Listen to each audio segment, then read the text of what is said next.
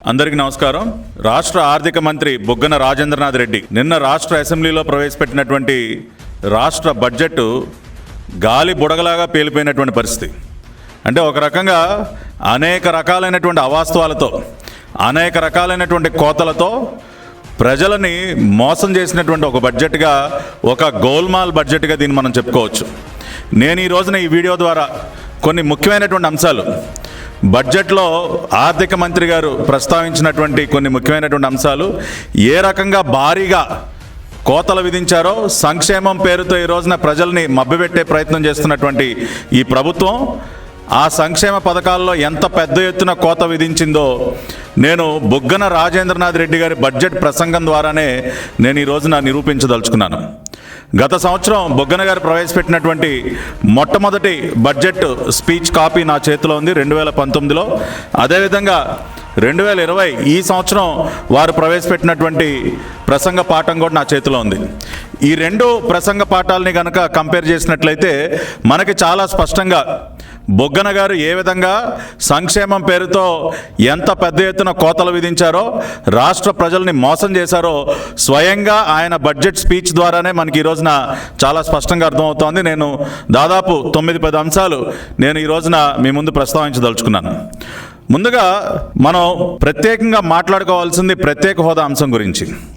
ఎందుకంటే రాష్ట్ర ముఖ్యమంత్రి గారు జగన్మోహన్ రెడ్డి గారు అనేక సందర్భాల్లో ప్రతిపక్ష నాయకుడిగా ఉన్నటువంటి సందర్భంలో పదే మాట్లాడుతూ ఉండేవాళ్ళు. ప్రత్యేక హోదా అనేది రాష్ట్రానికి ఒక జీవనాడి లాంటిది, ఒక లైఫ్ లైన్ లాంటిది.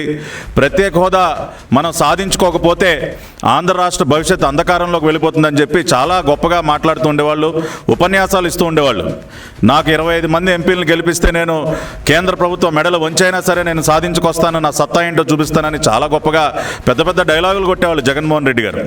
కానీ ఆశ్చర్యకరం, గత బడ్జెట్ ప్రసంగ పాఠంలో అంటే 2019లో బుగ్గన గారి బడ్జెట్ స్పీచ్లో దాదాపు 5-6 పేరాలండి, ఒక పేరా 2 పేరాలు కాదు, 5-6 పారాగ్రాఫ్లు ప్రత్యేక హోదా అంశం మీద వారు మాట్లాడారు. పారాగ్రాఫ్ నెంబర్ 11 దగ్గర నుంచి మొదలుపెట్టి దాదాపు 5-6 పారాగ్రాఫ్లు ప్రత్యేక హోదా అంశాన్ని గత సంవత్సరం ప్రస్తావిస్తే ఈ రోజున చాలా ఆశ్చర్యకరంగా 2020 బడ్జెట్ స్పీచ్లో స్పెషల్ స్టేటస్ అన్న పదం కూడా లేదండి. మీరు పారాగ్రాఫుల సంగతి మర్చిపోండి, పారాగ్రాఫ్ కాదు కదా, ఒక లైన్ కాదు కదా, ఒక వర్డ్ కూడా లేదు, ఒక అక్షరం కూడా లేదు ప్రత్యేక హోదా గురించి. దీనికి ఏమి సమాధానం చెప్తారు ముఖ్యమంత్రి గారు? అంటే ప్రత్యేక హోదా అంశాన్ని పూర్తిగా మర్చిపోమని చెప్తారా రాష్ట్ర ప్రజల్ని? మొన్నే ప్రెస్ మీట్లో కూడా చెప్పారు కదా, నేనేం చేయగలిగింది లేదని చెప్పి. అంటే కంప్లీట్గా ఈ రోజున మీ బడ్జెట్ ప్రసంగం సాక్షిగా కూడా చేతులు ఎత్తేసారా? కనీసం గవర్నర్ ప్రసంగంలో కూడా ఎక్కడ లేదండి స్పెషల్ స్టేటస్. ఆ విధంగా ఈ రోజున రాష్ట్ర ప్రజలందరూ కూడా క్లియర్గా అర్థం చేసుకోవాలి, ప్రత్యేక హోదా పేరుతో ఈ రాష్ట్ర ముఖ్యమంత్రి ఏ విధంగా మనందరినీ మోసం చేశాడో, దగా చేశాడో ఈ రోజున బుగ్గన గారి ప్రసంగ పాఠం ద్వారానే మనకి చాలా స్పష్టంగా అర్థమవుతుంది. కనీసం స్పెషల్ స్టేటస్ అనే పదమే లేకుండా ఈ రోజున ఆయన బడ్జెట్ ప్రసంగ పాఠాన్ని ముగించినటువంటి పరిస్థితి.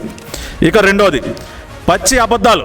అంటే వీళ్ళకి అబద్ధాలు చెప్పటం అనేది చాలా సునాయాసమైనటువంటి పని, చాలా తేలిగ్గా అవలేలుగా చెప్పేస్తూ ఉంటారు. మనం ఒక అబద్ధం చెప్పాలంటే చాలా కష్టపడతాం, ఒకవేళ అబద్ధం చెప్పినా కూడా అది అవతల వాడికి నమ్మశక్యం కాకుండా ఉంటుంది, అంటే మనకి చెప్పడం చేత కాదు కాబట్టి. కానీ వీళ్ళు ఎంత సునాయాసంగా అబద్ధాలు చెప్పి ప్రజలను మోసం చేస్తారంటే, గత ప్రభుత్వం వీరు మోపినటువంటి అనేక నిందలు. నేను ఒక ఉదాహరణ చెప్తాను. గత బడ్జెట్ ప్రసంగంలో పారాగ్రాఫ్ నెంబర్ 9లో ఆయన ఏమన్నారండి బుగ్గన గారు?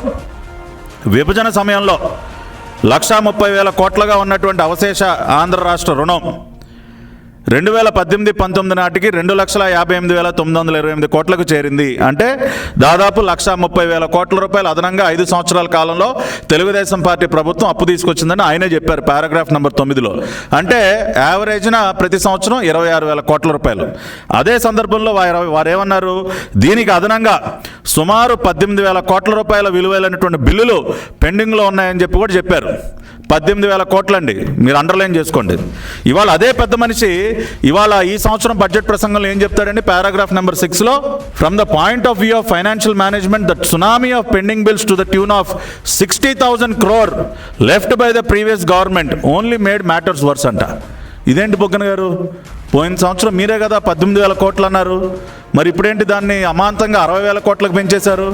అంటే మీ చేతకానితనాన్ని మా పైన రుద్దే ప్రయత్నం చేస్తా ఉన్నారా? మీకు ఎలా కూడా ఆర్థిక వ్యవస్థని గాడిలో పెట్టడం మీకు చేత కాదు. రాష్ట్ర ప్రభుత్వాన్ని అప్పుల ఊబిలో కూర్చేశారు.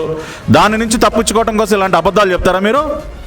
మీరే 18,000 కోట్ల రూపాయలు పెండింగ్ బిల్లులు పెట్టేళ్లారని చెప్పి గత ప్రభుత్వం, ఇప్పుడు మీరే మళ్ళీ 60,000 కోట్ల రూపాయలు పెండింగ్ బిల్లు అని ఏ విధంగా చెప్తారో బుగ్గన గారు సమాధానం చెప్పాలి. అదేవిధంగా రాష్ట్ర ప్రజలందరూ కూడా అర్థం చేసుకోవాలి, వీరు ఏ విధంగా పచ్చి అబద్ధాలు చెప్తారో ఈ రకంగానే పచ్చి అబద్ధాలు చెప్పి ప్రజలను ఏ విధంగా మోసం చేస్తూ ఉన్నారో అర్థం చేసుకోవాలి.